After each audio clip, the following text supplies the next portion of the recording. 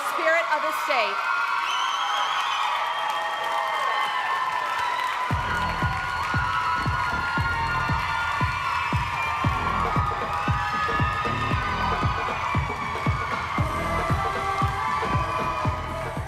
Vivian Zhong.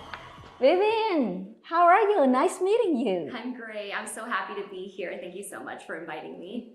Thank you. What everybody would like to know is, who is Vivian Zhong? I'm a first-generation Asian American who was born and raised in Michigan, and I'm so proud to be the new Miss Michigan 2021, also representing the Asian community as well. I am a piano player by trade and also an incoming medical student, and so I'm very excited to be serving the state and representing the state at Miss America this year. Thank you so much for joining us today. Of course. You just won title. Which qualities do you think it would take to wear a Miss Michigan crown and will help compete in Miss America pageant? I know you are going to. Yes. Mm-hmm. So one of the most important things that actually got me here is my perseverance. After 5 years of competing in this organization, I learned so much about myself. I learned qualities that I needed to improve on, like my speaking skills and also my stage presence, but also have made so many amazing friendships. And so this organization, I've really grown through it, and the perseverance that I've shown through it has got me to this day wearing this crown. But now through this year at being Miss Michigan, it's so important to have dedication. Dedication to service and dedication to the great state of Michigan. I was running around all over the state doing appearances for the 4th of July, and I love being able to go out into the community and truly make a difference in so many people's lives, and that needs that really requires dedication on the part of Miss Michigan. What is like when you are in the crowd? Is there anybody cheer on you, say, hey, did you wear your crown? Yes, absolutely. So many little girls especially will call me a princess or a queen, and I think that's so cute. But I love also educating everyone what this organization is truly about. It's really not about this crown or the sash that says Miss Michigan. It's not about beauty. It's not about what you look like. It's more about what's on the inside and what you have to share with the whole state. And so being an incoming medical student, my cause that's very near and dear to my heart is pediatric cancer. And so this is what I like to share with everyone in crowds when I meet people, is my dedication to the service of pediatric cancer patients. So the pediatric oncology, it's Yes. your social impact initiative. Yes. If there were only one thing you were able to show people about this issue, what would it be? It would be that pediatric cancer research is so underfunded, and that is why I want to actually potentially go into pediatric oncology as a specialty for medical school. But the National Institute of Health gives a federal budget for pediatric and adult cancer research, but unfortunately only 4% of the National Institute of Health's annual budget goes to pediatric cancer research. So I do a lot of fundraising across the state and bringing awareness to the need for pediatric cancer fundraising. There are many people who say beauty pageants are outdated and disrespectful of women. What would you say to convince them that they're wrong? Yes, so I would first off say that the Miss America pageant is not a beauty pageant. It's more about scholarship and service and sisterhood. And so this organization has empowered me. And I know a lot of people say that it's degrading to women, that pageants are degrading. But I found the exact opposite. I found that it has given me so much confidence in my professional world, my personal world, and going out into the community now, I'm really not scared to talk to anyone, and it's all because of this organization that's really embodied who a powerful woman and a leader should be. So build your confidence. Yes, more, yes, definitely. Absolutely. And it showed me the beauty of the inside in your character more than the beauty on the outside. What quality in yourself are you most proud of, and how will you apply that quality to your time as Miss Michigan? I would say one of my best qualities is that I'm a hard worker.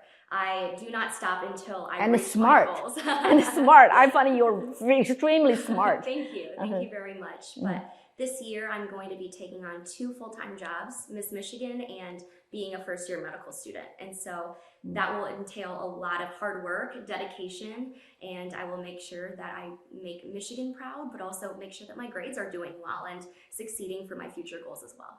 Being the kid of immigrants, you grew up in two cultures. How did this help mold you?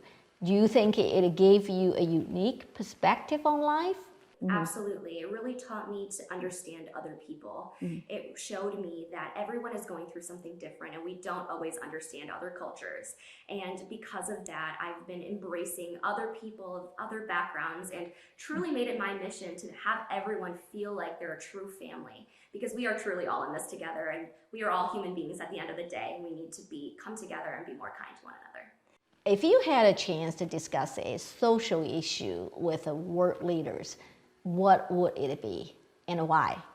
Well, I know a social issue that's very close to my heart that I know I would talk to our current president about is the healthcare. As a future physician, it's something that's so near and dear to my heart, and I want to make sure that every American citizen has the right to be able to seek out the medical care that they need. And that is something that is so close to me and I am very passionate about. And if I had the chance to, that's something I would definitely address. From your answer, I see a future leader. How do I advise the younger generation, let them to be into politics? Yes. I think that starts with leadership positions at a very young age. I became involved in leadership when I was in 5th grade as class president, and that showed me that I wanted to help people, be communicative with people, and also just connect with other people. And I continued throughout high school and college. At University of Michigan, I was on the LSNA, which was my college, the health committee member. So I was able to communicate with my community, connect them with students and their needs, and really engage in that type of organizational leadership. And I think that early involvement for me really opened the doors to so many opportunities, and that could mean being involved in politics. And so my advice to the younger children are to just get involved in leadership in whatever way you can, whether that's in sports, in your community, or even in things that you like. Just being able to get out there, practice speaking, communicating with people, and then it will just open so many doors for you later on in life to become involved in things like politics. You're gonna become a doctor. Yes. So what is the most important thing you want to do when you become doctor? I want to work with children. I want to be a pediatrician, and I've worked with so many children in the hospitals that are cancer survivors or cancer patients, and seeing their tenacity and their will and drive to just be happy makes me want to make their life even better. And that through medicine is one way that I can do that, but as a future pediatric oncologist, I want to just make their days and just be that joy in their life that is so lacking because of their diagnosis, and also be a support system for their family as well. So truly being able to touch all of those lives, not only with medicine, but just with communication as well. Has the recent Stop Asian Hate movement made any impact on your life?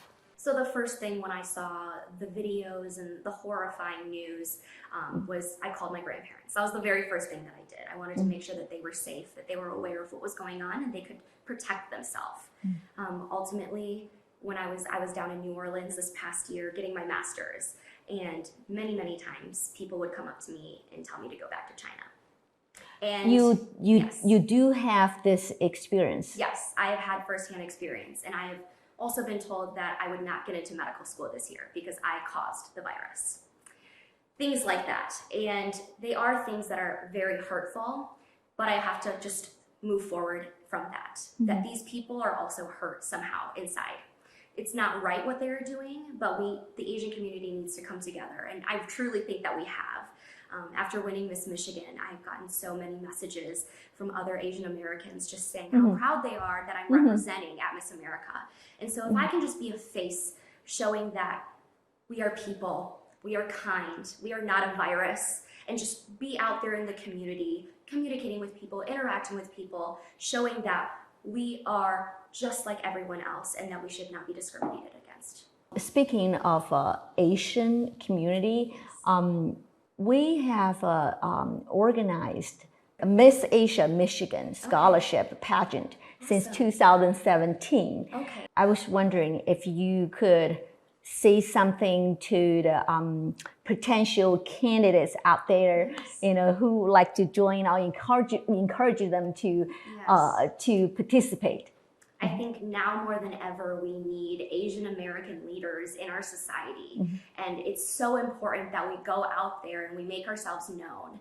And so now is really the time to do it more than ever. And so I encourage any young woman out there to compete and to get involved. It's not about winning. It's about the experiences that you get in the process that you go through. And you truly do learn so much about yourself. And if you don't even walk away with the crown, you still walk away with so many life experiences that should teach you something later on in life as well. So I truly encourage everyone to go out there and have fun with it, because that's also an important part with this.